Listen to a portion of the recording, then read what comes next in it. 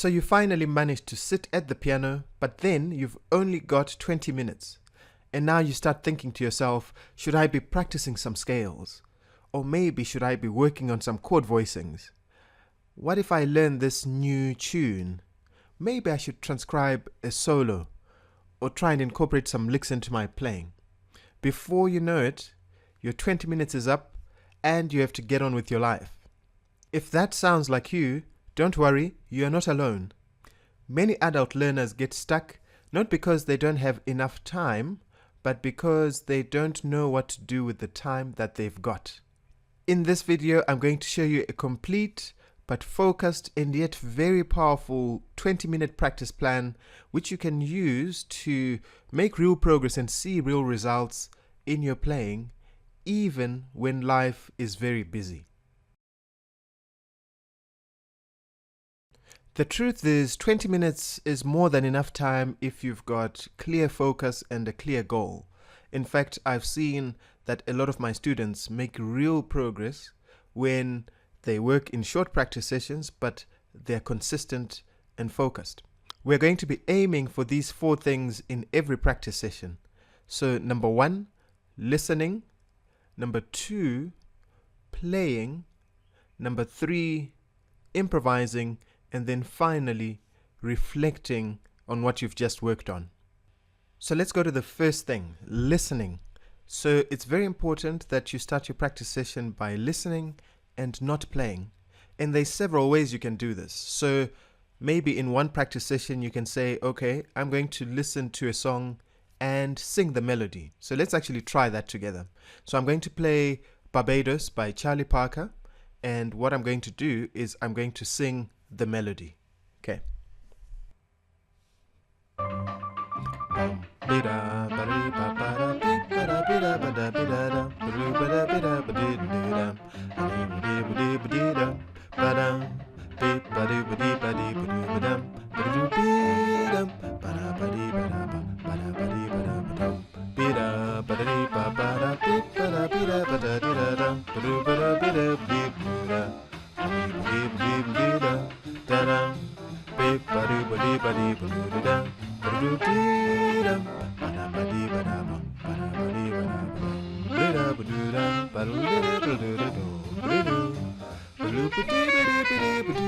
I'm even singing the solo.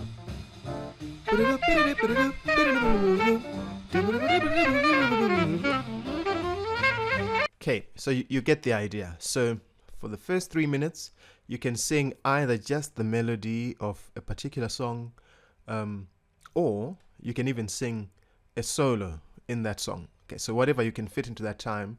So you want to listen, but you want to be actively listening and involved in the music.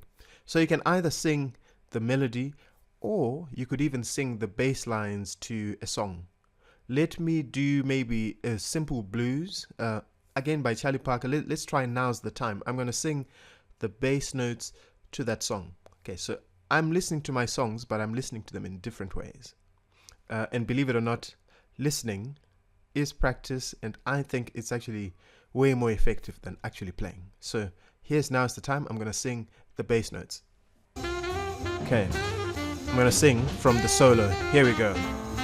1, 2, 3, 4. Boom. Ka-doom, ka-doom, ka-doom, boom,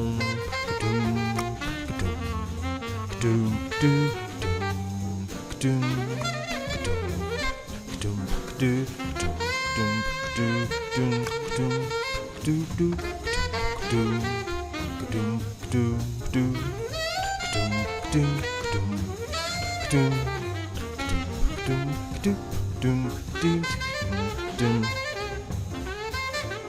So I can sing the melody, I can sing a bass line, or I can just take out my lead sheet, and while listening to the song, I can just follow the lead sheet to follow the form of the song. Okay, so first 3 minutes of my 20 practice, I can dedicate that to just listening, but listening actively and being involved in the actual music. Now, here's what I'll do next. I would suggest that you play something that you know. So let's say there's a particular song that you're working on. Well, try and play through that song, but focus on one particular thing. So I've just been listening to some blues. So that's what I'm working on. I'm going to play Now's the Time, and my focus is on playing the correct chords, and maybe just comping, which means accompanying. So I'm going to play my chords, but with a good time feel. So actually, that's two things. Okay, so you might just want to narrow it down to one thing, but if you want to, you can do two things, because those two things are quite related there. So I'm actually going to do that. So I'm going to play Now's the Time, but I'm also going to focus on time feel as I'm doing that. So it's an F. So here we go.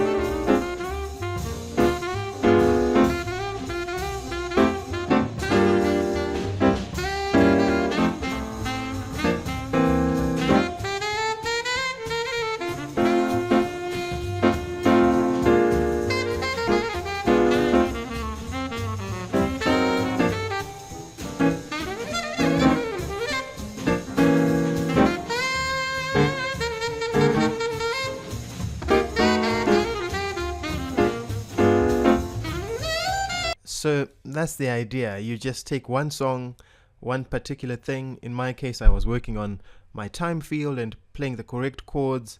I could have been playing the melody for that song, but it's something within that particular song. Okay, and I'll probably spend maybe a good 5 minutes on this. And I think that's good. So I've done 3 minutes, I've done 5 minutes, now I'm on 8 minutes. Let me see how I can use the remaining time, and I'm now going to use this to practice some improvisation. This is where I probably want to spend most of my time, because jazz music is really all about improvisation. Now, when I'm improvising, one thing I want to do is to have a very clear topic that I'm working on in my practice session. In fact, for the next few practice sessions. And when I say topic, I'm talking about things like maybe I'm learning how to develop motifs in my playing. Maybe I'm learning how to embellish the melody. Maybe I'm just learning how to incorporate the melody into my solos. Maybe I'm practicing resting or balancing playing and resting to make sure that my ideas are clear.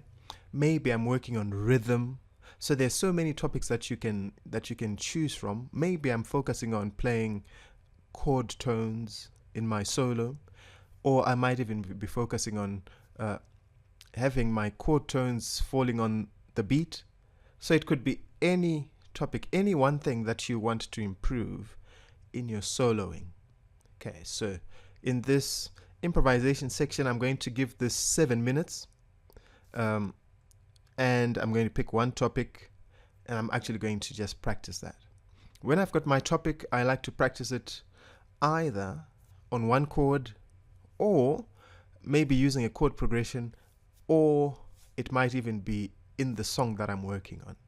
Okay, usually I find when I do it in the song that I'm working on, I get maximum improvement. But sometimes it helps to strip it down to playing it on the simplest thing. Sometimes just one chord is good enough. So in this example, because I've been listening to Charlie Parker and the blues, I want to really get better at incorporating this lick, because I like it. It's over a 2-5-1 progression. So he plays this.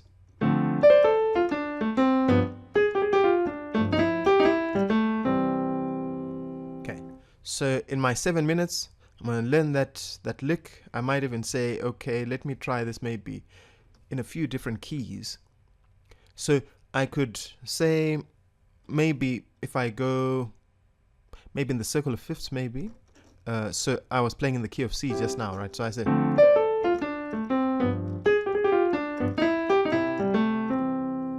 right. I might say, let me now play it maybe in the key of G. Right. So that means I'll go.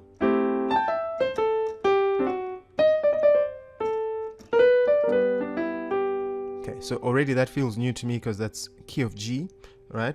I'm going to try that again and see if I can improve that.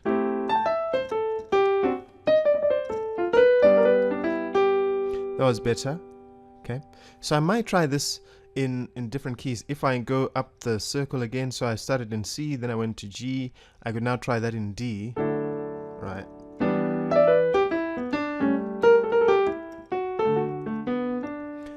The beautiful thing about practicing a lick in the circle of fifths is usually it's the same shape and maybe just one note gets altered in the new key. So it's not a massive difference as opposed to practicing the idea in maybe in the key of C and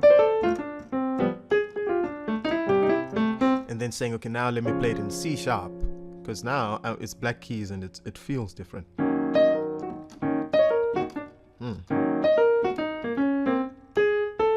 See, already I'm having to figure things out. So if I go through the circle, by the time I get to C sharp, it won't feel as difficult. So I could just say, okay, I'm going to practice that lick in different keys. Or I could say, if I really want to get maximum output from this, what's a song maybe that goes through many different keys? I might take something like All the Things You Are, and I'm going to see if I can throw this in wherever I find a 2-5-1. So I might go.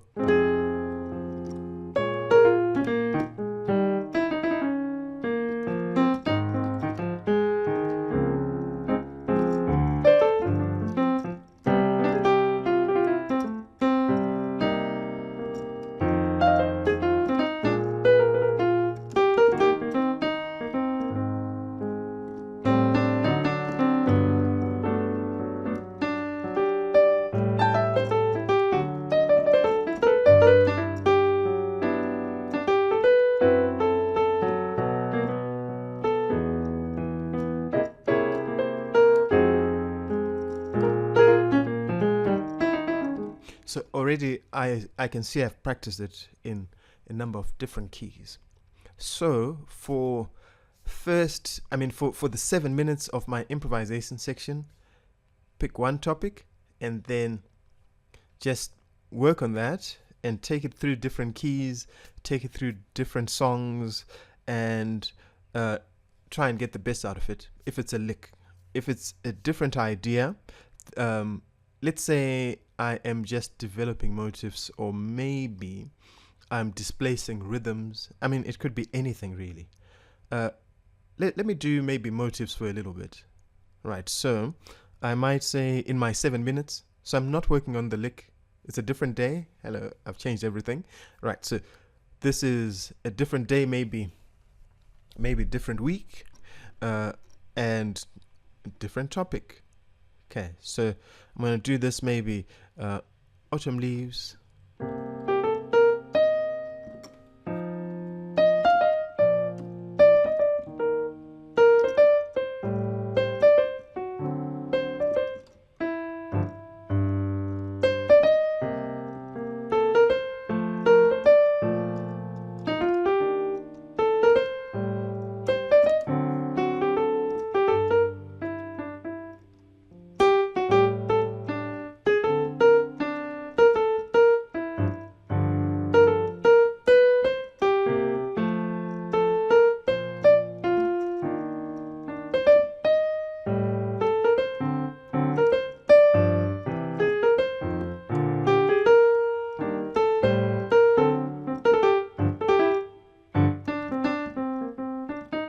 So I hope you can hear what I'm doing there is in those 7 minutes, I'm just working on taking a small idea and then developing it.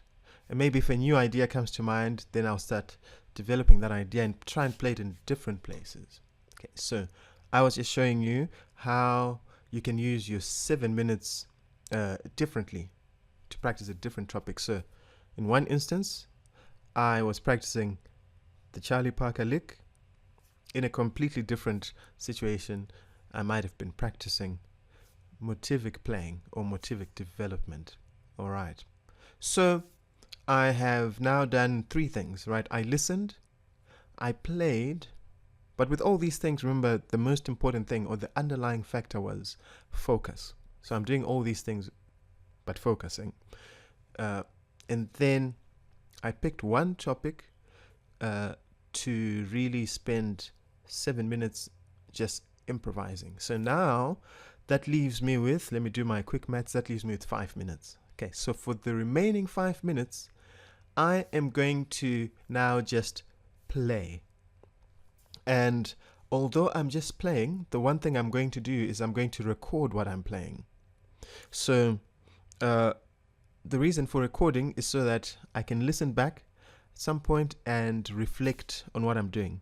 I also want to see if over time there's actually an improvement in my playing, even if it's in just the one thing that I've been really focusing on over a period of time. So I'm going to press record and I'm just going to play and not really be thinking about what I'm doing.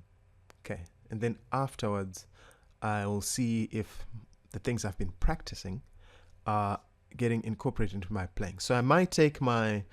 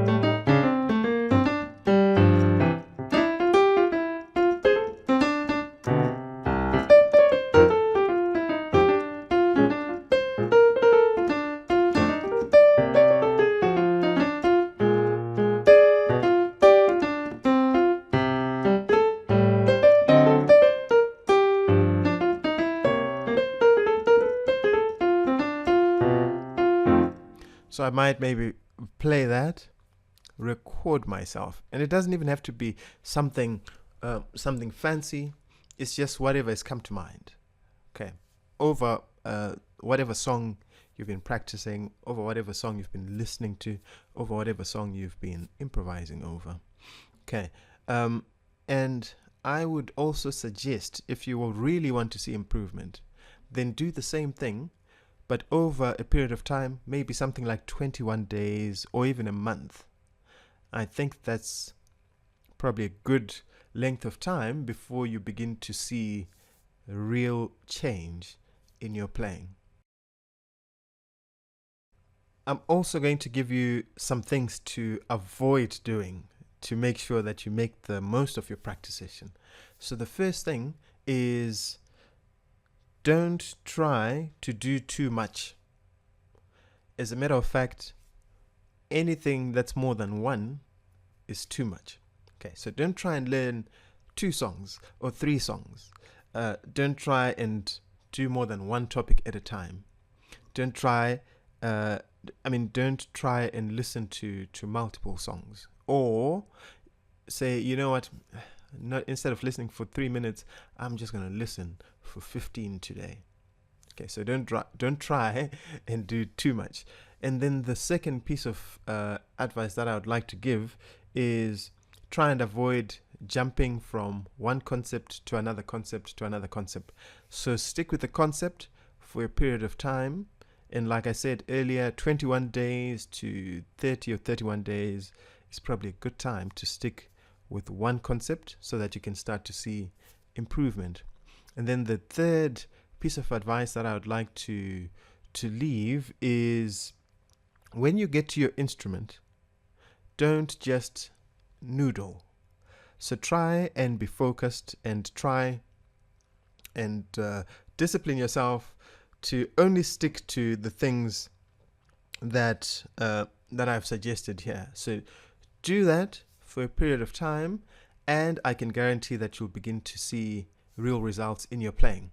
So if you feel like you need help with some structure or some topics to practice, or maybe you just need some feedback on the things that you're working on, that is exactly why I created my 90-day program, particularly for jazz pianists. I mean, all jazz musicians are welcome, but the topics mostly apply to piano players.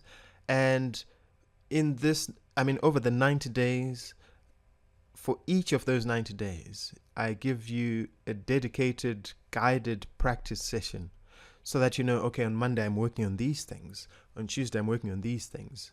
And I'm also telling you exactly for how long you should spend on each topic. Okay, so if you're interested in joining that 90-day program, please check out the link in the description and complete that form, and I will get in touch with you. Now, if you've enjoyed the video, please give it a thumbs up. If you've got any questions, feel free to leave those in the comments.